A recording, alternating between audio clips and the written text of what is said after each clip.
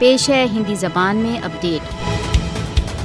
23 فروری 1991 کو بھارت دوارا اویدھ روپ سے ادھکت جموں کشمیر میں کنان تथा پوشپورا کے شیتروں میں بھارتیہ سشستر بلوں دوارا 100 سے ادھک مہیلاؤں کے ساتھ ساموہک بلاत्कार کیا گیا۔ کنان پوشپورا ساموہک بلاत्कार کی کٹو اسمرتیاں کشمیریوں کے من میں آج بھی ودیمان ہیں۔ 32 वर्ष व्यतीत हो गए परंतु कुनान पोशपुरा सामूहिक बलात्कार के विक्टिम्स आज भी न्याय की प्रतीक्षा में हैं। कुनान पोशपुरा के त्रस्तों के साथ संस्थात्मक स्तर पर न्याय की उपेक्षा की जा रही है। कुनान पोशपुरा सामूहिक बलात्कार के जघन्य अपराध में समृद्ध भारतीय सशस्त्र बल आज भी स्वतंत्र घूम रहे हैं। भारत द्वारा अवैध रूप से अधिकृत जम्मू कश्मीर में भारतीय सशस्त्र बलों द्वारा को घाटी में प्राप्त स्वतंत्रता ही कुनान पोशपुरा जैसे केसों के लिए उत्तरदायी है। कुनान पोशपुरा सामूहिक बलात्कार मानवीय इतिहास की एक अत्यंत कलंकित दुर्घटना है। भारत महिलाओं के साथ बलात्कारों को भारत द्वारा अवैध रूप से अधिकृत जम्मू कश्मीर में राज्य आतंकवाद के एक उपकरण के रूप में प्रयोग कर रहा है।